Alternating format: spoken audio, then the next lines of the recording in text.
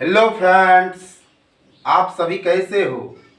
शायद आप बड़े मज़े में होंगे। आपका जीके क्लास में बहुत बहुत स्वागत है। आज मैं आपके लिए काफ़ी इम्पोर्टेंट टॉपिक लाया हूँ और वो टॉपिक है मराठा साम्राज्य। आज हम लोग मराठा साम्राज्य के संस्थापक शिवाजी के बारे में पूरी तरह से जानकारी हासिल करेंगे और यह आपके सभी कॉम्पिटिटिव एग्जाम के लिए काफ़ी उपयोगी है। आप किसी भी कंपटीशन की तैयारी क्यों नहीं कर रहे हो, ये आपके लिए उपयोगी होगा। तो आइए हम लोग अपने टॉपिक पर आते हैं। ठीक है, देखिए, आप ये मराठा साम्राज्य के बारे में सुने हैं। ये मराठा साम्राज्य का संस्थापक जो था, इसका फाउंडर जो था, वो कौन था। बहुत बार आपके एग्जाम में आता है कि मराठा साम्राज्य के संस्थापक कौन थे, फाउंडर कौन थे, तो शिवाजी थे। ठीक है, मराठा साम्राज्य के संस्थापक कौन थे, शिवाजी। ठीक है, अब देखिए, आगे बढ़िए। ये शिवाजी का जन्म कब हुआ था। ये शिवाजी का जन्म 20 अप्रैल 1627 ईस्वी को शिवनेर के दुर्ग में हुआ था। ठीक है, तो शिवाजी का जन्म कब हुआ था, 20 अप्रैल 1627 ईस्वी को शिवनेर के दुर्ग में। ठीक है, तो आप दो क्वेश्चन समझ गए कि मराठा साम्राज्य का संस्थापक कौन था, शिवाजी, और शिवाजी का जन्म कब हुआ था, 20 अप्रैल 1627 ईस्वी में। कहां, शिवनेर के दुर्ग में। एक एक पॉइंट आपके लिए काफी बहुमूल्य है। अब देखिए, शिवाजी के माता का नाम क्या था, जीजाबाई। ध्यान से समझिएगा, शिवाजी के मां का नाम क्या था, जीजाबाई, और शिवाजी के पिता का नाम क्या था, शाहजी भोसले। माता का नाम जीजाबाई और पिता का नाम क्या था, शाहजी भोसले। माता जीजाबाई, पिता शाहजी भोसले। और गुरु का नाम क्या था, जिसने शिवाजी को इतना महान बनाया, उस गुरु का नाम था दादाजी कोंडदेव। तो शिवाजी के गुरुदेव का नाम क्या था, दादाजी कोंडदेव। अब देखिए ध्यान से, शिवाजी ने सबसे पहले 1646 ईस्वी में तोरण के दुर्ग पर अधिकार कर लिया। ये इसका पहला जीत अभियान था। शिवाजी ने अपने नेतृत्व में सबसे पहले 1686 ईस्वी में तोरण के दुर्ग पर अपना अधिकार बना लिया। अब देखो भाई, एक और टॉपिक है कि बीजापुर के शासक ने शिवाजी का दमन करने के लिए 1659 ईस्वी में अफजल खां को भेजा। और कहा जाता है कि अफजल खां बहुत शक्तिशाली था।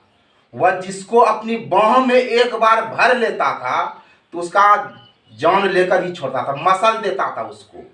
और ये अफजल खां जब शिवाजी से मिलने के लिए आया तो अफजल खां का प्लान था कि शिवाजी को बाहों में भर के शिवाजी को दाब कर मार दिया जाएगा। लेकिन शिवाजी जो थे, पूर्वानुमान लगा लिए थे कि अफजल खां अपने दुश्मनों के साथ क्या करता है, उसको गले मिलने के बहाने क्या करता है, उसको बाह में जकड़कर इतना जोर से जकड़ता था कि उसका जान ही ले लेता था। तो शिवाजी ने अपने हाथ में, अपने नाखून में वाक नख हथियार बनवाया था और ये बात किसी को पता नहीं था। तो उसने अपनी अंगुली में वाक नख अस्त्र होता है, एक प्रकार का नुकीला बाघ का जो नाखून होता है, उसी तरह का बनाया था। जैसे ही अफजल खां से जब मिलने गया शिवाजी, तो अफजल खां ने उसको बाहों में भरा और वही जो उसका प्लान था कि शिवाजी को दाब कर मार देंगे, तो शिवाजी ने उसके पेट पर वही वाक नख अस्त्र से जब उसका पेट को फाड़ दिया और अफजल खां को मार डाला। तो शिवाजी अग्रसोची थे। तो ये भी आप समझ गए। अब देखिए, अब औरंगजेब शिवाजी को पहाड़ी चूहा कहता था। औरंगजेब शिवाजी को क्या कहता था, पहाड़ी चूहा, क्योंकि शिवाजी गोरिल्ला युद्ध में इतना माहिर थे कि औरंगजेब का जीना दुभर कर दिया था। इसलिए औरंगजेब ने शिवाजी को एक नाम दिया था, पहाड़ी चूहा। ठीक है, औरंगजेब ने 1660 ईस्वी में अपना मामा शाहिस्ता खां को शिवाजी का दमन करने के लिए भेजा था। ठीक है, ये पॉइंट याद रखिएगा। 1660 ईस्वी में औरंगजेब ने अपना मामा का नाम था शाहिस्ता खां को शिवाजी का दमन करने के लिए भेजा। आगे चलिए, देखिए 1664 ईस्वी में शिवाजी ने सूरत को लूटा था। 1664 ईस्वी में शिवाजी ने सूरत को लूटा था। अब देखिए 1665 ईस्वी में शिवाजी और औरंगजेब के बीच एक संधि हुआ था और उस संधि का नाम था पुरंदर संधि। ध्यान दीजिएगा, 1665 ईस्वी में शिवाजी और औरंगजेब के बीच संधि हुआ था। संधि मतलब मेल, और उस संधि का नाम था पुरंदर संधि। देखिए ये टॉपिक आपका कितना ही इंपॉर्टेंट है। 16 मई 1666 ईस्वी को जयपुर भवन में औरंगजेब ने शिवाजी को बंदी बना लिया था, कैद कर लिया था। 16 मई 1666 ईस्वी को जयपुर भवन में औरंगजेब ने शिवाजी को बंदी बना लिया था। लेकिन 19 अगस्त 1666 को शिवाजी औरंगजेब के कैद से फरार हो गया, भाग गया, चकमा दे गया।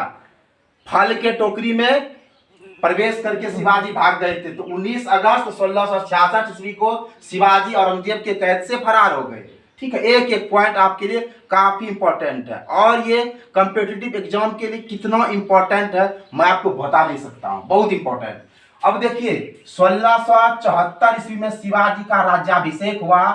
शिवाजी को राजा बनाया गया, मराठा का हीरो बनाया गया। शिवाजी को छत्रपति की उपाधि मिली है, इसलिए उसका नाम छत्रपति शिवाजी हुआ।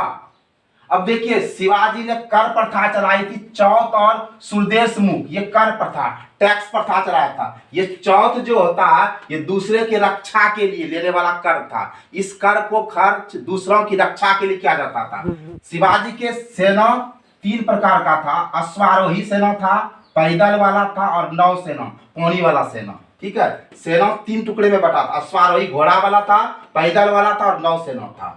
और सबसे बड़ी बात जो थी, शिवाजी इतना फेमस, इतना प्रसिद्ध क्यों हुआ, लोगों के बीच इतना प्रसिद्धि क्यों प्राप्ति, क्योंकि इसका शासन लोक हितकारी था, लोगों के कल्याण के लिए ही ऐसे कहिए शिवाजी का अभ्युदय हुआ था।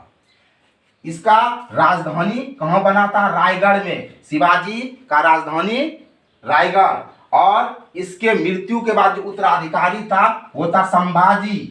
ठीक है, शिवाजी का उत्तराधिकारी कौन था? संभाजी। अब देखिए शिवाजी की मृत्यु 1680 ईस्वी में हुई थी, याद रखिएगा।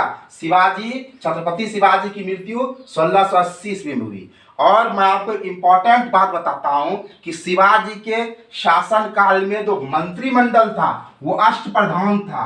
8 लोगों, 8 महान व्यक्ति से ये मंत्रिमंडल बना था, जिसमें एक पद होता था पेशवा का, एक अमात्य का पद, एक सुमंत का पद, एक सेनापति का पद, एक पंडित राव का पद, एक सचिव का, एक न्यायाधीश, एक बकिया नवीस। ये 8 लोग से मंत्रिमंडल बनता था। जरा सा इसका काम भी देख लो भाई। पेशवा जो होता था वो प्रधानमंत्री कैटेगरी का होता था, बहुत ही मेन पद होता था। अमात्य वित्त मंत्री, ये पैसा धन दौलत का हिसाब किताब रखने वाला।